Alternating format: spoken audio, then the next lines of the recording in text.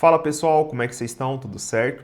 No vídeo de hoje nós vamos falar sobre o assunto conceitos e fundamentos de administração, conceitos básicos de administração. Eu elenquei aqui 10 principais conceitos que são bastante cobrados em provas de concurso e a gente vai falar deles ao longo da aula. Então vamos lá, pessoal. O primeiro ponto que é o mais importante, sem dúvidas, é a diferença entre eficiência, eficácia, efetividade e produtividade. Então, o que é a eficiência, pessoal? Eficiência é você fazer da melhor forma possível, com o menor desperdício de recursos, tempo, dinheiro, materiais, pessoas. O foco é no como fazer, tá?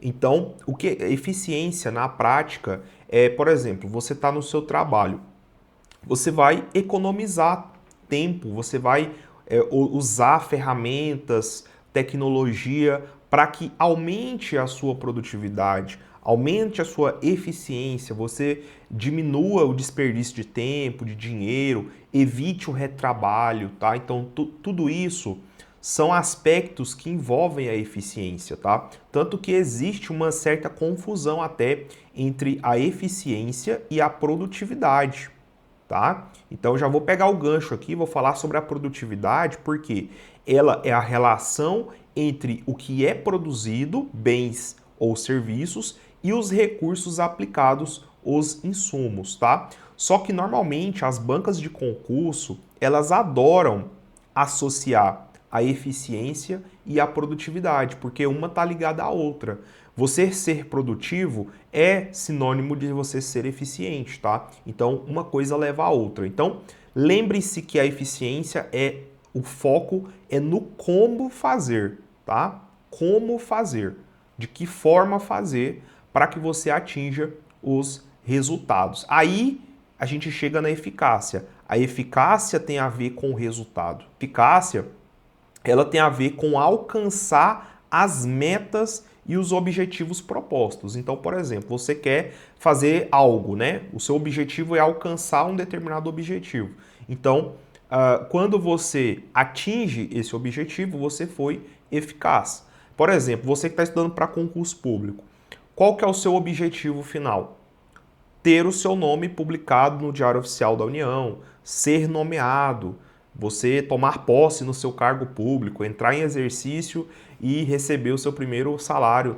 Então, isso é alcançar a meta na qual você se propôs. É o objetivo que você quer alcançar. Então, passar no concurso você vai estar sendo eficaz caso você passe, né? Porque, vamos supor, você estudou muito, você estudou pra caramba, mas não atingiu o objetivo. O que significa isso? Que você foi eficiente, só que você não foi eficaz. Por quê? Você estudou, você fez o que deveria ser feito, só que você não atingiu o objetivo, que era passar no concurso, tá? Então, lembre-se dessa ideia que você não vai errar a questão em prova, tá? Então, sempre que falar de você do como fazer, de fazer bem feito, isso tem a ver com eficiência, que é, por exemplo, quando você está estudando para concurso. Você está fazendo tudo para que você atinja um fim, não é? Fazer o que você faz é o modo, é a forma como você faz. Isso é a eficiência. Você pode estudar de maneira muito eficiente ou pouco eficiente. Inclusive, eu até falo disso no meu canal, né? Por exemplo, a pessoa que ela estuda de forma ativa, por meio de questões, de forma reversa, ela está estudando de forma eficiente. Agora, a pessoa que, por exemplo, ela fica perdendo o tempo dela com materiais prolixos, muito longos, sem direcionamento, sem foco no edital, sem foco na banca, ela está estudando, sim, mas ela está sendo pouco eficiente. Então, a eficiência ela é mensurada em muito, mais ou menos ou pouco, tá? E a eficácia tem a ver com atingir o objetivo, cumpriu o que ela queria, passou no concurso, colocou o nome dela no cadastro de reserva, que seja, ela atingiu o que ela queria, beleza. Aí você vai estar medindo a eficácia, tá bom? Então, o foco é no resultado final, né, independentemente do gasto de recursos. O que normalmente as bancas fazem? Elas pegam um exemplo hipotético de eficiência e coloca como se fosse eficácia. E aí você tem que saber fazer essa distinção, tá? Porque senão você vai errar a questão em prova. E a efetividade, o que que é? É você gerar resultados que causem impacto positivo e sustentável no contexto desejado, unindo eficiência e eficácia. Então, entenda a efetividade como a somatória desses dois aspectos, da eficiência e da eficácia, só que a efetividade ela vai além, ela quer transformar alguma coisa, tá? Então vamos supor que você foi lá, passou no concurso público, você foi eficaz. E supondo que ao passar no concurso público, você foi capaz de comprar um apartamento para sua mãe, de, sei lá, criar seus filhos, de poder dar uma vida melhor para seus filhos, de você poder adquirir sua casa própria, o seu carro próprio, você se tornou uma pessoa mais feliz, você está viajando mais, você pode comprar as roupas que você quer, enfim, isso é a efetividade. Efetividade é a capacidade de pegar isso e transformar em resultados, tá? Então, é o que está falando aqui, beleza?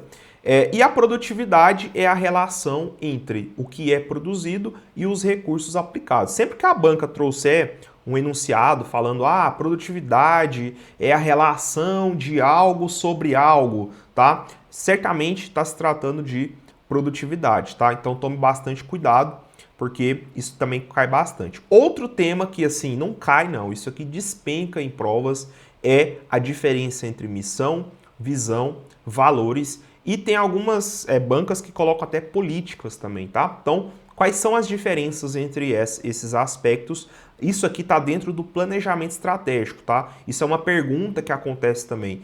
A definição de missão, visão, valores, políticas é definido em qual função administrativa. A gente vai estudar, inclusive a gente estuda, né, o PODC. Então, lá no planejamento estratégico é onde você define a missão da empresa, a visão, os valores e também as políticas, tá? Então, o que seria a missão? É o propósito, a razão de existência da organização. É o porquê existe uma organização, tá? Então, por exemplo, vocês estão me assistindo esse vídeo, não sei por qual plataforma, provavelmente o YouTube, né? Então, por exemplo, o YouTube é uma empresa do Google. Qual que é a razão de existir do Google? Por que o Google existe? Né? Então, o Google, certamente, ele tem um propósito, uma razão de ser, né? Então, por exemplo, se você vamos digitar no Google, qual a missão do Google, né? Então, olha lá, aí ele aqui deu, né? A missão do Google é organizar as informações do mundo e torná-las acessíveis e úteis para todos. Beleza? Então, essa é a missão. Normalmente, pessoal, a missão é uma frase simples, não é nada assim muito longo, não. A missão é uma frase, né? A missão, por exemplo, missão do meu canal é transformar a vida de vocês através dos concursos públicos. Ou poderia ser a minha missão é trazer videoaulas didáticas direto ao ponto para que você possa acertar muitas questões em prova, para que você possa ser bem sucedido nos concursos, sei lá. A missão, ela é uma frase de impacto, normalmente, até meio um tom um pouco filosófico, né? Você vê que o próprio Google aqui na missão, né? Informações do mundo, torná-las acessíveis e úteis para todos, né? Então sempre tem um pouco, né, de uma profundidade, assim. Então, o que normalmente as bancas fazem? Elas pegam uma missão, né, uma definição, uma clara situação de missão e ela pergunta, isso é missão? É visão? É valores? Então, você tem que saber a diferença, porque senão você vai errar a questão em prova, tá? E a gente vai falar da visão agora. O que é a visão? A visão é o estado futuro desejado, é aonde você quer estar em determinado prazo. Então, por exemplo, a minha visão é ser uma das maiores empresas do mundo daqui 4 anos. Estou dando um exemplo, tá? Isso é uma visão. Isso é diferente da missão. A missão, ela é razão de existência. Ela tem um tom mais filosófico, ela fala sobre o seu propósito. A visão, por sua vez, já é o quê? É aonde você quer estar no futuro. Então, por exemplo, daqui 10 anos eu quero ser uma empresa que seja, entendeu? Mais ou menos isso. Isso é a visão, tá? Então, é bem diferente, né? Uma coisa é você aonde você quer chegar, outra coisa é o porquê que você existe. Então, há uma clara distinção nisso. E é o que as bancas vão fazer na prova de vocês. Bom, vamos falar agora dos valores. Aí esse aqui é mais tranquilo, tá? O principal aqui que você tem que saber diferenciar são esses dois. Os valores têm a ver com o quê? Com o conjunto de crenças e princípios que orientam a conduta e a tomada de decisões. Normalmente os valores têm um componente ético envolvido.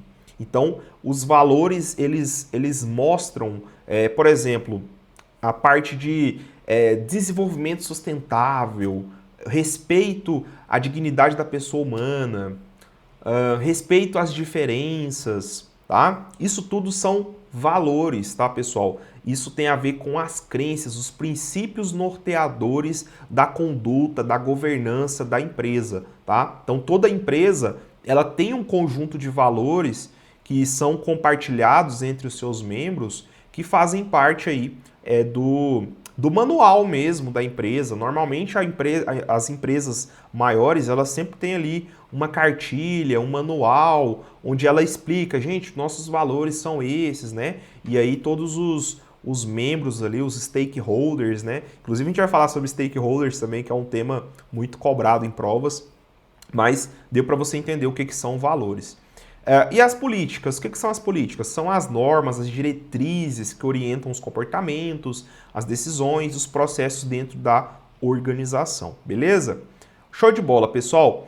Agora vamos falar sobre stakeholders, e eu tô vendo até algumas questões mais recentes falando sobre shareholders. Eu falo, cara, que loucura é essa, shareholders? Eu já ouvi falar de stakeholder, agora shareholders é a primeira vez. Pois é, pessoal, tem algumas bancas aí que cobram isso aí, tá?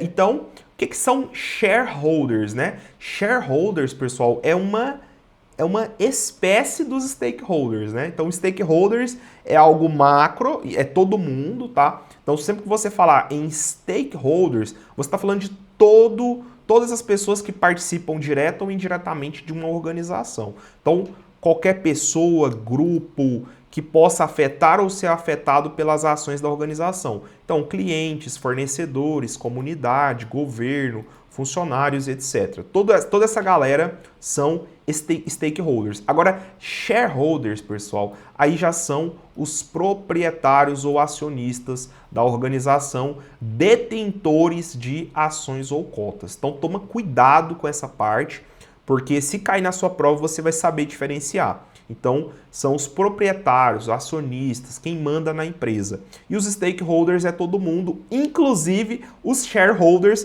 estão dentro dos stakeholders, tá? Então, porque eles também participam direto ou indiretamente da organização.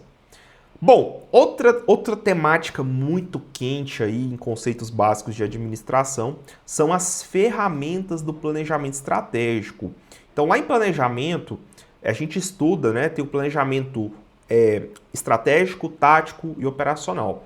No estratégico é onde você define missão, a visão, os valores e também algumas ferramentas que você utiliza no planejamento estratégico para que você possa melhorar a produtividade, melhorar a sua organização como um todo. As duas principais, assim, sem dúvidas, é a análise SWOT e o balanço de scorecard. Pessoal, isso aqui não cai. Isso despenca em provas, tá? Então, primeira delas, a queridinha das bancas, a que as bancas adoram. E eu acho que eu sei o porquê que as bancas gostam tanto dessas ferramentas. Porque, cara, quem não estuda, quem, assim, é pego de surpresa, o cara é desavisado, ele olha essa palavra SWOT, ela fala, que é isso, cara? SWOT? O cara vai lembrar da SWAT lá dos Estados Unidos, né? A polícia de lá. O cara assusta. Então isso aqui é para assustar quem não se prepara. Agora, se você já fez prova, se você já estudou isso aqui, cara, você está careca de saber o que é análise SWOT. É muito tranquilo, pessoal. Então, é uma ferramenta que ela identifica as forças, as fraquezas, as oportunidades e as ameaças de uma organização, tá? Então, ela auxilia na definição de estratégias. Aí você vai me perguntar assim, Felipe, mas por que tá essa sigla aí, SWOT? Da onde que foi tirado isso aí? Muito simples, tá? SWOT, pessoal, é uma sigla em inglês, tá? Que o S, ele significa Strengths, então vou colocar aqui, ó, Strengths, que é o mesmo que forças, tá? Então, Strengths é forças. O W aqui é de fraquezas, que é Weaknesses, tá? Weaknesses são fraquezas, tá? São fraquezas. Aí as oportunidades, aí é mais fácil, né? Opportunities são oportunidades. E as ameaças são os threats, tá? Então, os threats aí, beleza? São as ameaças. O que é que significa, pessoal? Que a junção das iniciais dessas palavras em inglês forma a sigla SWOT. É simples assim. E é esse terror todo que as pessoas fazem, nossa, análise SWOT, meu Deus do céu. Cara, não tem nada demais. Aí a sigla no português nosso, né? Aí fica fofa. Nossa, que lindo, né? Fofa, análise SWOT, né? A análise, a fofa. Mas a banca normalmente ela vai pôr SWOT para realmente te pegar, tá bom? Mas você já viu que aqui, cara, você não vai ser pego. Se cair isso aqui, você vai acertar. E eu só vou falar mais um detalhe da análise SWOT, que também cai muito, tá, pessoal? É a diferença entre os ambientes onde cada uma acontece, tá? As forças e as fraquezas, pessoal, eu vou até colocar aqui, ó, que são os strengths e os weaknesses, né? Elas são analisadas do ponto de vista do ambiente interno, tá? É no ambiente interno onde são analisadas as forças e as fraquezas da organização. Já as ameaças e as oportunidades, né, que são essas duas aqui, ó, oportunidades e ameaças, né? Essas duas aqui é lá no ambiente, vou colocar aqui, é no ambiente externo. Beleza? No ambiente externo. Eu tô tampando ali, eu tô com a câmera em cima, né? Então eu vou puxar um pouco para cá, mas você já entendeu, tá? Sempre que falar em oportunidade e ameaça, você vai lembrar do ambiente externo. Então vai analisar do ponto de vista do ambiente externo. Então, por exemplo, uma determinada empresa, o Google, né? Tem a nova tendência aí da inteligência artificial que está no mercado. Beleza. Onde que ela vai buscar isso? No mercado. Se está no mercado, está fora da empresa. Se está fora da empresa, se bem que o Google já tem a sua própria inteligência, o Gemini lá, né? Não foi muito bom o meu exemplo. Vamos pegar outro exemplo aqui. Vamos pegar um exemplo de um órgão qualquer, seja ele qual for, tá?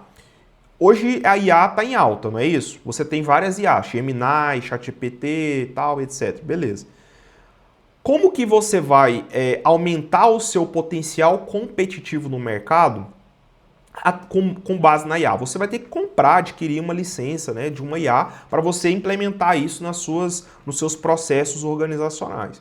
Isso você vai buscar no ambiente externo. Isso é uma oportunidade. É uma oportunidade para você melhorar a sua empresa, enfim, né?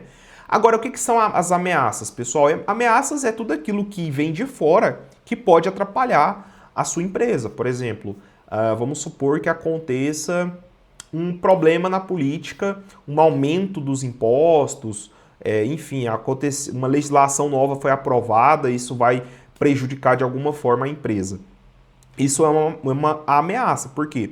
Porque isso pode impactar nos lucros, nos resultados dessa empresa. Então, isso são as ameaças. As forças e as fraquezas, por sua vez, está dentro da própria empresa, tá? Então, vamos supor que dentro da empresa, cara, tenha funcionários altamente capacitados, com um bom currículo, com boas experiências, que vão agregar muito.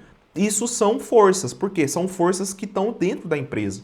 Já faz parte do corpo da empresa, né? Ou essa empresa, ela tá sei lá, ela tem um maquinário muito bom, à frente das outras, ela domina o processo produtivo como ninguém. Isso tudo são forças. Agora, as fraquezas são problemas internos que acontecem dentro da empresa que isso impacta no seu resultado. Por exemplo, vamos supor que é uma empresa onde há um grande absenteísmo, onde há uma grande rotatividade ou turnover, né? As bancas também adoram cobrar isso, né? Absenteísmo, turnover. O que é isso, né? Absenteísmo, por exemplo, se tem muita gente faltando, muita gente que atrasa e tal.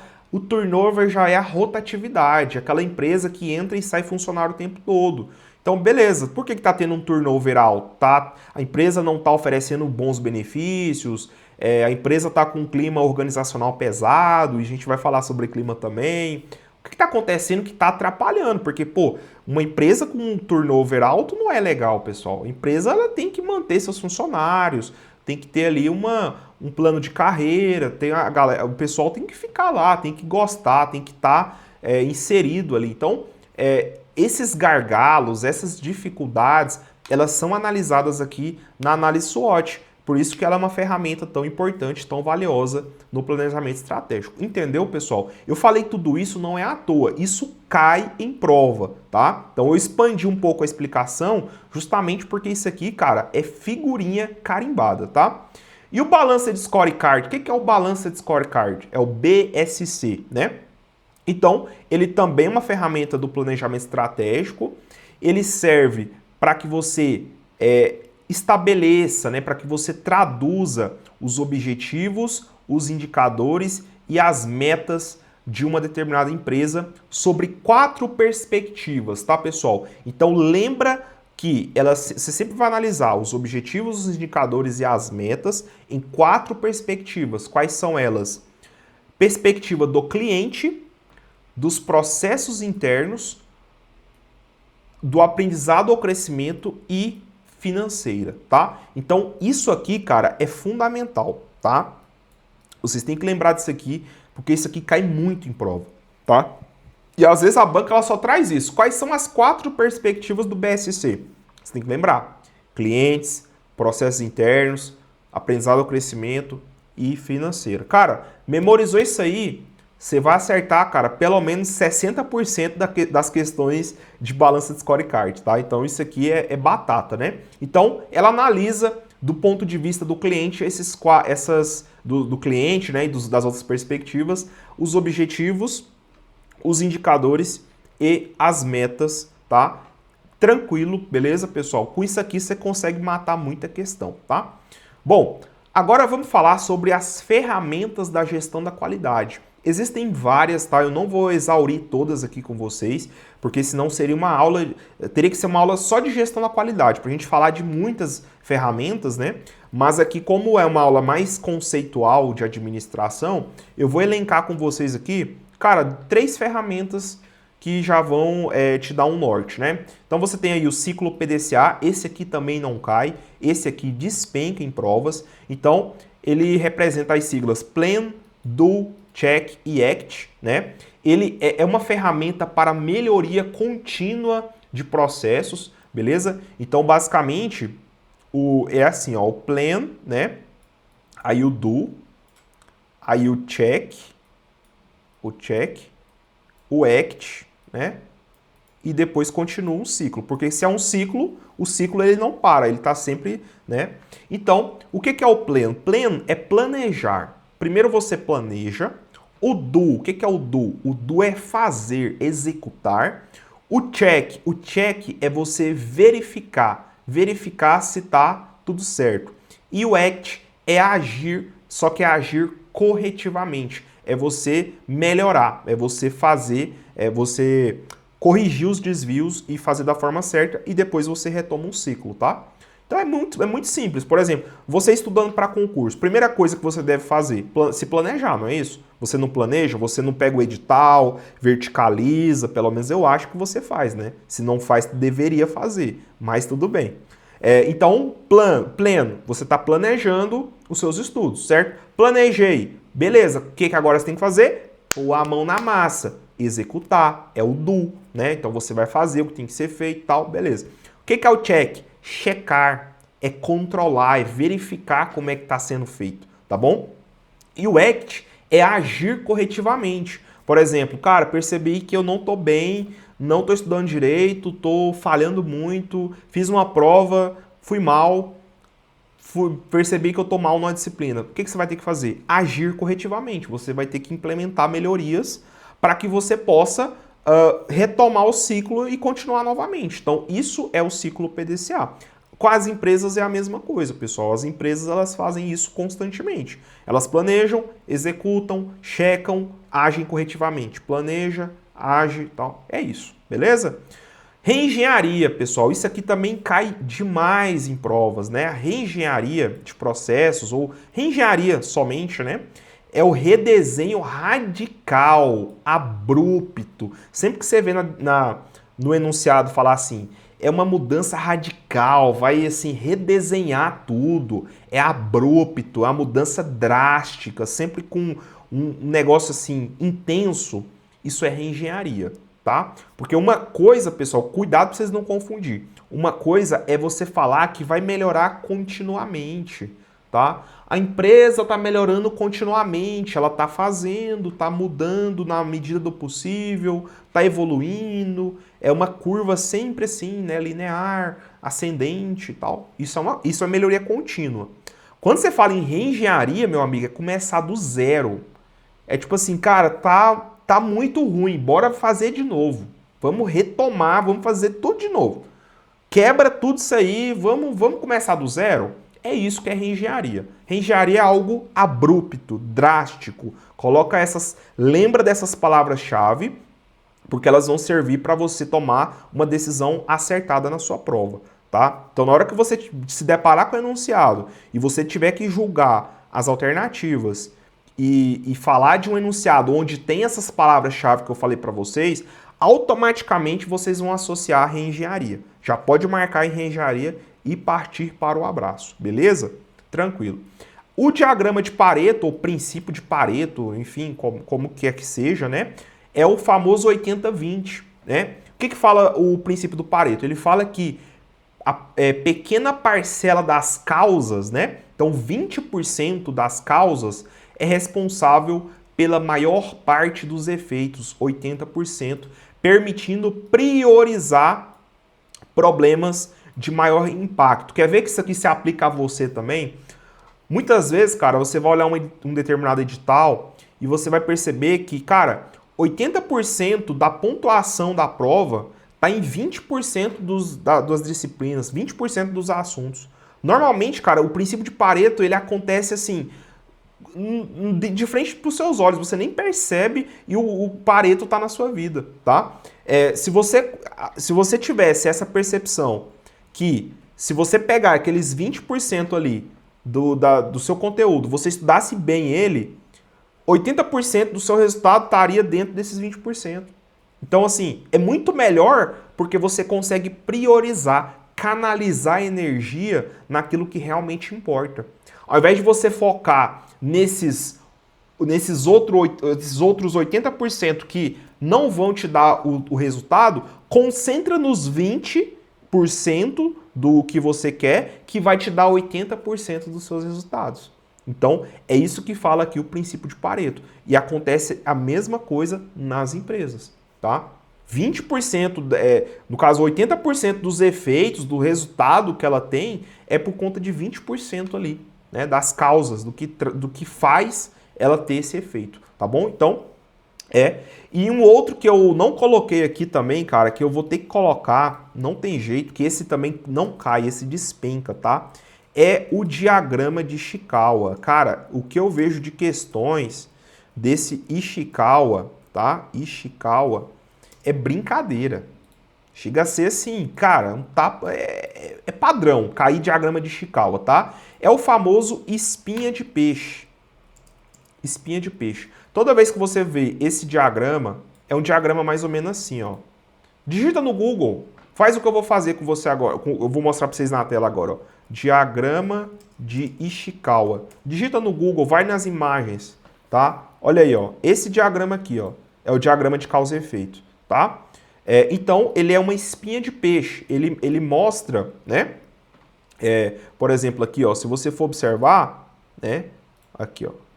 Ele também é causa e efeito, né? Então, ele tem o efeito, que é o problema, né? E as causas desse problema. Por isso que ele é causa-efeito, né? Então, quais são as causas de um determinado problema que a empresa tem? Um gargalo, um problema de produção e etc. Então, é mão de obra, é método, material, meio ambiente, a máquina, enfim, você vai analisar sobre vários aspectos o que está resultando naquele determinado problema. Isso é o que traduz aí o diagrama de Ishikawa, espinha de peixe, tá? Então sempre falar diagrama de causa e efeito, também as bancas adoram, né? Diagrama de causa e efeito, beleza? É o diagrama também de Ishikawa. Show de bola, pessoal? Agora nós vamos falar sobre a diferença entre clima, cultura, cidadania organizacional e QVT, né? Vamos lá, então. O que seria o clima organizacional? Pessoal, clima organizacional é a percepção dos colaboradores sobre o ambiente de trabalho, influenciando motivação e desempenho. Então, o clima, existe o clima organizacional bom e o clima organizacional ruim. O que seria o clima organizacional bom? É aquele onde os colaboradores se sentem pertencentes à empresa, onde eles se sentem acolhidos, onde eles se sentem respeitados pela chefia, tá? Onde eles são valorizados, onde quando eles mostram o resultado, eles recebem elogios, eles recebem feedback, eles são recompensados. Isso tudo aumenta o clima organizacional. Uma empresa onde tem um clima organizacional bom é uma empresa próspera, é uma empresa que dá resultado, que dá lucro. Então, ter um clima organizacional bom é ótimo para todo mundo sai ganhando, tá bom? Então, eles influenciam na motivação e no desempenho. Agora, é diferente de cultura, pessoal, e as bancas fazem essa confusão porque os nomes são parecidos, mas depois dessa aula você não vai errar mais. O que é a cultura organizacional? É o conjunto de valores, crenças, práticas compartilhadas que orientam comportamentos dentro da organização. Então, quais são os valores compartilhados entre os membros dessa empresa? O que as pessoas fazem? Quais são os ritos? Quais são os comportamentos desejados, esperados para os colaboradores? Isso é o que mostra a cultura organizacional. Até na forma de você se vestir. Cada empresa, pessoal, tem uma maneira, né? Você tem organizações, como a gente está falando aqui de situações de ambiente do setor público, tem, por exemplo, vamos colocar tribunais de justiça, tribunais do trabalho. Nessas repartições, os seus servidores eles se vestem de uma forma. Já, por exemplo, numa prefeitura, se veste de outra. Já, por exemplo, numa universidade, se veste de outra. Já numa polícia, também faz parte, né, é um órgão, também se veste de outra. Cada repartição, cada instituição tem os seus valores compartilhados. Tem a sua maneira de ser, o modo de agir que eles esperam de você. Pelo menos dentro da organização, obviamente, né? Às vezes fora também, né? Ter uma boa conduta fora da empresa é ótimo. Mas dentro da empresa existem regras, existe uma cultura dominante na qual você, querendo ou não, você vai ter que se adaptar a ela, tá? Então, vamos supor que você é uma pessoa que sempre gostou de vestir bermuda e chinelo e regata. Você só anda desse jeito. E aí você passa num concurso para um tribunal de justiça. Pô, você não vai chegar de bermuda e chinelo você não vai nem entrar, né? O guarda não vai nem deixar você entrar, mas tudo bem.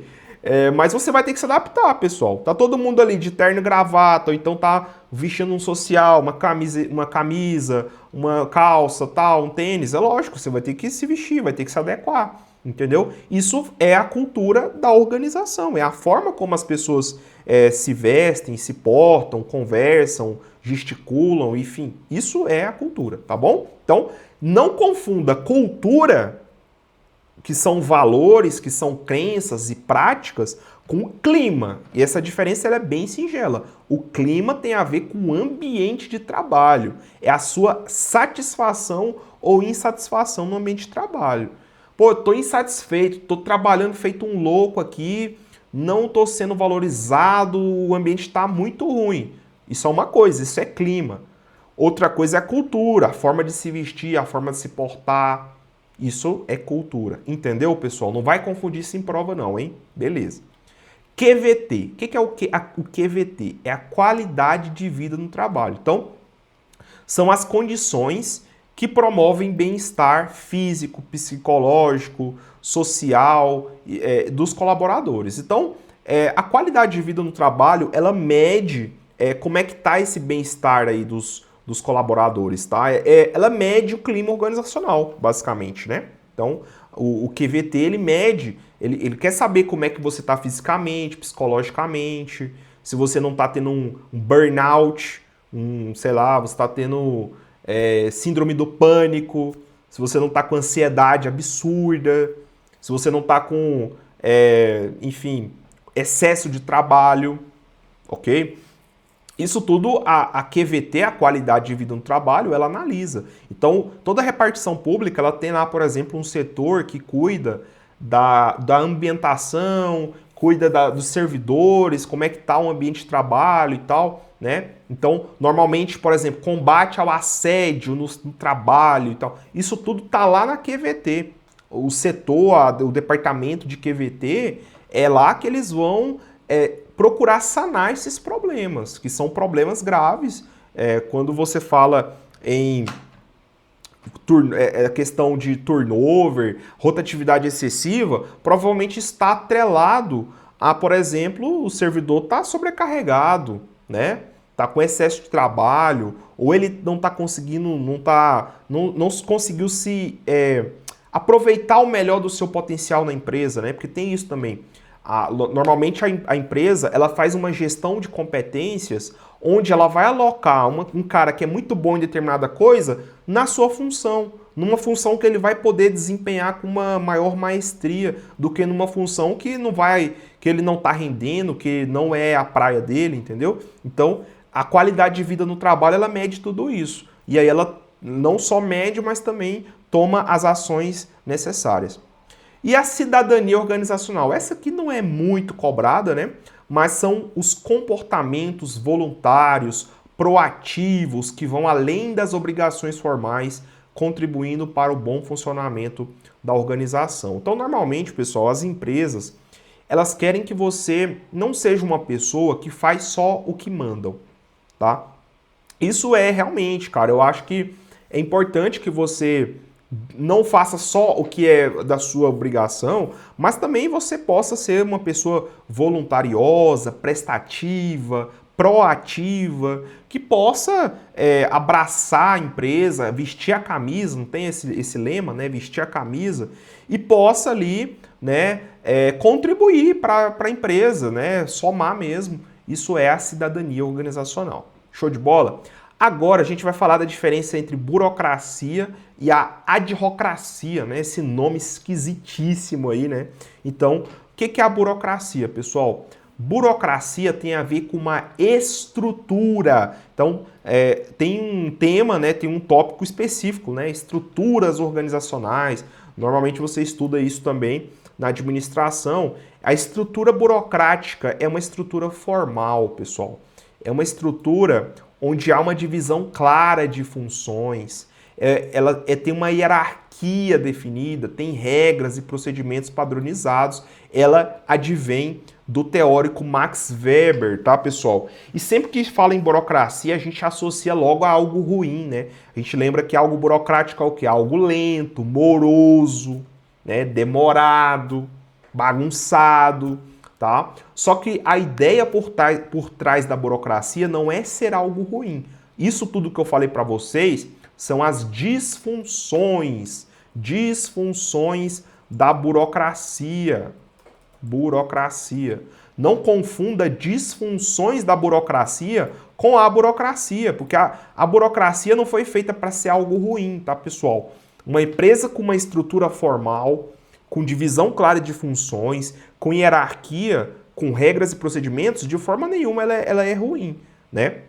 A questão é que a própria estrutura ela se desvirtuou e acabou pegando essa má fama de ser algo ruim. Então, na boca do povo é sempre algo ruim. Só que não pensa isso dessa forma para a prova, pessoal. Lembre que o seu intuito é acertar a questão de prova. Esquece o que você pensa, o que você... Não. tá? Esquece o bom senso aqui. Agora é técnico, tá? A burocracia, ela é uma estrutura que valoriza a formalidade, divisão de funções, hierarquia, beleza? Ok. Agora, o nome é muito parecido com adrocracia, né? E aí isso causa uma certa confusão quando aparece em uma alternativa. Então, o que é a adrocracia? A adrocracia é uma estrutura organizacional flexível, tá bom? Então, ela é o inverso da burocracia. Enquanto a burocracia ela é formal, a adrocracia ela é flexível, ela é mutável, ela é temporária, ela se adapta ao ambiente, tá bom, pessoal? Então é completamente o inverso da lógica da burocracia. Ela é mais voltada para a inovação, empresas onde se privilegia a inovação, a criatividade, a solução rápida de problemas. Tem empresa, cara, que demora um tempão para tomar decisão, por quê? Porque para que seja tomada uma decisão, quem está aqui embaixo tem que passar informação para quem está aqui no meio, quem está aqui no meio tem que passar informação para quem está lá em cima, para só aí depois quem está lá em cima fazer o que tem que ser feito. Aqui na adrocracia já é o inverso, ela soluciona rapidamente os problemas, tá? Com baixo nível de formalização. Então ela evita essa formalização. Tá? Ela tem um caráter mais adaptativo, inovador, mutável, certo? Tranquilo. Agora, outro assim que cai demais em... Cara, tem banca aí, eu vou dar nomes, FCC. Cara, FCC não... Ela ama isso aqui de um jeito que se você for olhar as questões dela de decisões programadas e não programadas, você vai ver, cara, que, meu Deus do céu. Mas todas as bancas cobram, tá? Sebrasp, FGV, e todas, tá? Verbena, todas cobram, beleza? Decisões programadas. O que são decisões programadas? Rotineiras. Cara, é só você pensar, decisão programada é aquilo que você sempre faz, rotineiro, é aquele ritual, né? Repetitivo, tomadas com base em regras e procedimentos já estabelecidos. Isso são decisões programadas, você já sabe como vai ser feito. Agora, as decisões não programadas já é o inverso. Já são decisões inovadoras, já são não estruturadas, tomadas em situações novas ou complexas. Imagina uma situação de urgência. Aconteceu um problema, sei lá, estourou um problemão aí de saúde pública, né? Você vai ter que tomar decisões não programadas, porque você não estava esperando que aquele resultado fosse acontecer. Outra coisa é na programada. Na programada é quando o ambiente está estável, o ambiente está previsível, você sabe que sempre vai acontecer as mesmas coisas, e aí você consegue tomar uma decisão quase que assim, cara, a decisão ela está estabelecida, o procedimento já está definido, é esse. Esse é o procedimento para tomada de decisão. Agora, quando é não programado, não. Aí já é o inverso. Aí são decisões tomadas ali de imediato, situações novas, difíceis, complexas, urgentes e etc. Entendeu, pessoal? Isso aqui cai demais e não é difícil. É uma questão que se cai na sua prova, com essa explicação você consegue acertar tranquilamente, tá? Outro conceito que é assim, muito falado hoje, cara, desenvolvimento sustentável é muito importante, né? Então, é o que? É a utilização dos recursos naturais de forma consciente, atendendo às necessidades do presente, sem comprometer a capacidade das futuras gerações de atenderem às suas próprias necessidades. Então, ela serve para que você cause, né, um equilíbrio, né, para que você tenha uma manutenção das próximas gerações, né, para que quem vier depois, cara, não sofra com um planeta completamente louco, com devastação ambiental, com aquecimento global, com todas essas ameaças futuras, né? Ameaças presentes e que vão interferir no futuro, né? E aí, de que forma você pode se desenvolver de forma sustentável? Você vai utilizar esses recursos naturais de forma consciente. Evitar desperdício de água, evitar desmatamento, evitar emissão de CO2 na atmosfera. Então, as empresas como um todo, elas estão seguindo essa cartilha, essas agendas que são para quê? Para que elas tenham essa consciência ambiental, essa consciência de você causar um equilíbrio mesmo ecológico no planeta, beleza? Então, só que não é só do ponto de vista ambiental, tá? Porque às vezes a gente pensa, não, é só do ponto de vista ambiental. Não, pessoal, do ponto de vista econômico também, do ponto de vista social também, tá bom? Então, se desenvolver de forma sustentável é isso. E por fim, né, outro tema muito quente aqui, né, pessoal, é a diferença entre organograma e fluxograma. Cara, isso cai demais. E assim, é muito simples, as pessoas fazem confusão, mas depois dessa aula você nunca mais vai errar isso aqui, sabe por quê, cara? O próprio nome do negócio já fala o que ele é, tá? Então, ó, o grama aqui, pessoal, dos dois, esse grama significa gráfico, tá? Então, ó, gráfico, beleza? Gráfico. Falou de grama, é um gráfico, tá? Aí vamos olhar as iniciais agora. Organo, você vai lembrar de quê? De órgãos. Órgãos. Órgãos, ou seja, é um gráfico dos órgãos. É um gráfico da estrutura da empresa, pessoal. É simples assim, tá? É um gráfico que representa a estrutura organizacional. E o fluxo, o fluxograma, o próprio nome diz, fluxo, fluxo de processos, tá bom, pessoal? Então, sempre que falar de processo, pessoal, é algo que tem início, meio e fim, tá?